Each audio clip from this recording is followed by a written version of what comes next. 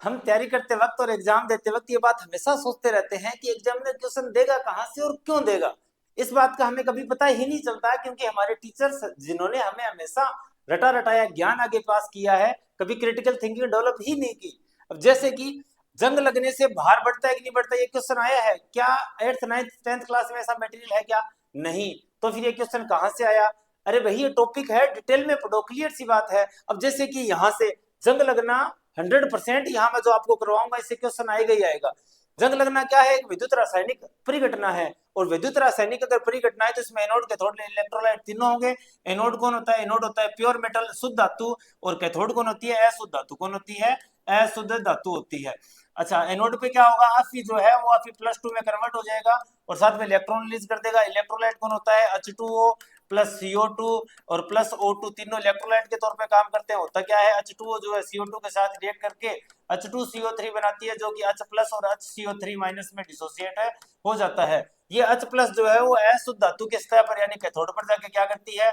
H plus जो है वो ऑक्सीजन के साथ मिलकर क्या बना लेगी? H2O बना लेगी। हालांकि ये साथ में इलेक्ट्रॉन लेंगे लेकिन टोटल रिएक्शन में कैंसिल हो जाएगा, इसलिए हम लिखेंगे नहीं।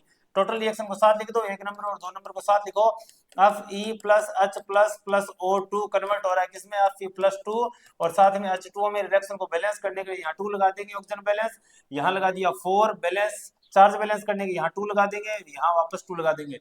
ये क्या है? ई एनोड। यहाँ इसका अर्ध सेल अभिक्रिया यानी कि एनोड का अर्ध सेल वो हम देखेंगे कितना होता है? 0.44 माइनस में वोल्ट। और यहाँ इसके लिए ई कैथोड क्या होता है? ये होता है 1.23 वोल्ट। और अगर आपको टोटल सेल ज्ञात करना है ई सेल, तो आप क्या करेंगे? ई कैथोड माइनस ई एनोड। ई कैथोड कितना है? 1.23 माइनस एनोड कितना है? 0.44, और ये प्लस होके 1.67 वोल्ट आ जाएगा। यही नहीं रुकना, हमें यह देखना है कि जो Fe+2 है ये O2 और H2O के साथ रिएक्ट करके क्या बना लेता है?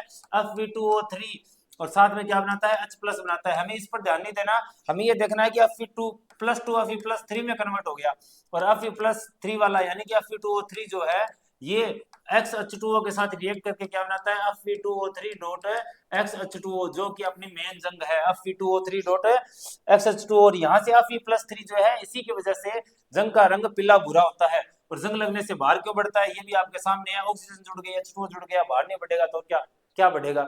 इस तरह की क्रिटिकल थिंकिंग के साथ आप 100% सिलेक्शन ले पाएंगे।